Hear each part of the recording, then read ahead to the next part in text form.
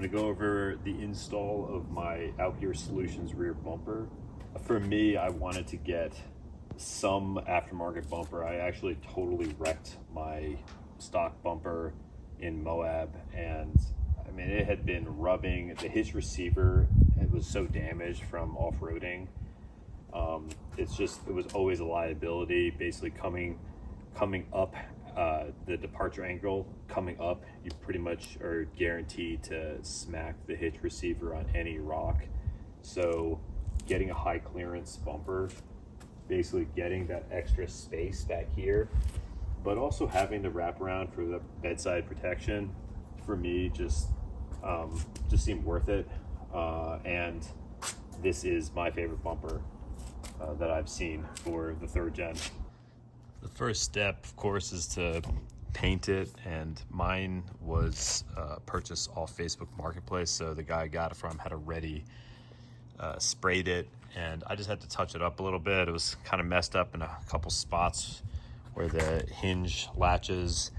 This is the swing out version of the Sandstorm edition Outgear Solutions rear bumper. So I just don't have the swing out on right now, but some touch up needed to happen there, a few other places. And for me, that's just using a brass brush to get the rust off, and then kind of just going over everything with steel wool to rough it up, and then I just spray it. Just rattle can, basic finishing, nothing too crazy there. One of the biggest questions I had about this install was where to cut the bedside.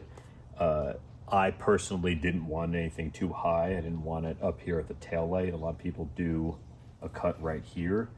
I just personally think that looks not as good. So for me, I wanted to basically be at the bottommost point for the bedside, where it still won't rub on the bumper itself. So I measured this a number of times, and right here is right at 23. The other way to measure this is from the bottom of the tail light. For me, this is, it's probably right about at 5 3/8 from the tail light to the bottom. All that to say, I cut mine definitely a little bit too high, because if you look here, the tubing, steel tubing does, if it doesn't rub, it becomes extremely close on this side, and then on this side it does rub a little bit right there. So given that, I would suggest 5 inches, I think, is like the sweet spot from the tail light down to the bedside.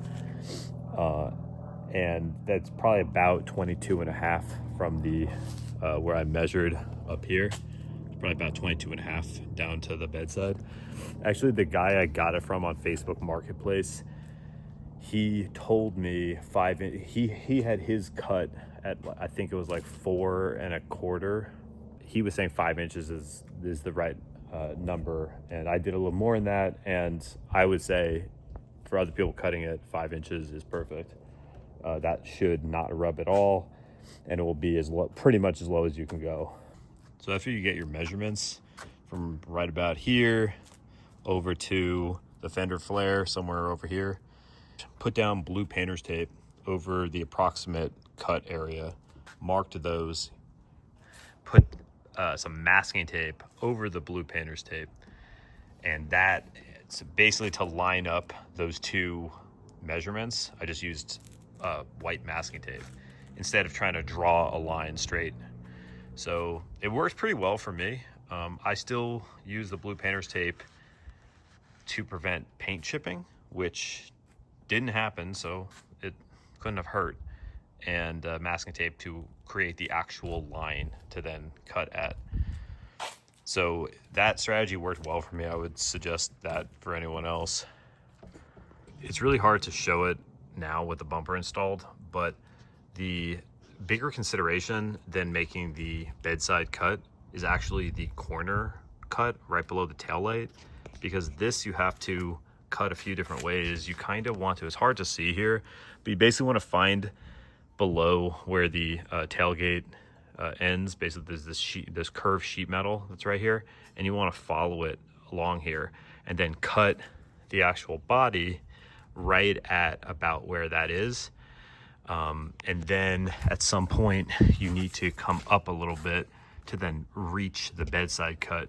So for me, that's this edge trim. You can see it goes up right here. It's cutting straight across. It's continuing the end of the bed, the curved sheet metal. And it goes up here and then over. And then this is the bedside cut. So I would suggest doing that corner cut first.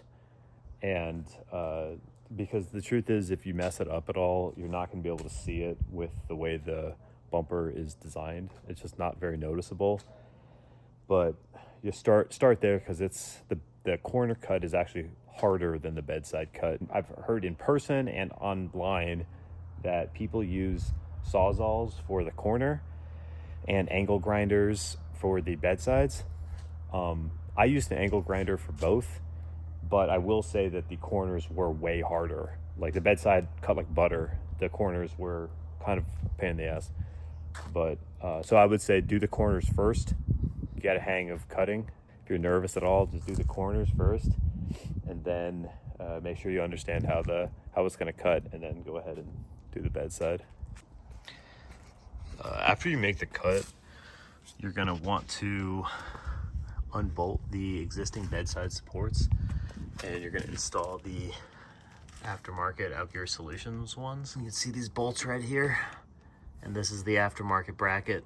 You have to drill a hole, of course, in the bedside, and a bolt and nut goes through to lock in the support. And something to note though is, at least for my setup, the bedside rubbed on the bumper. There's a small gap between the actual bumper itself and the plastic fender flare.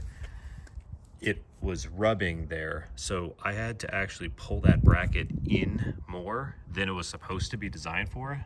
So the bracket kind of had a cutout for those two bolts that I showed to fit inside.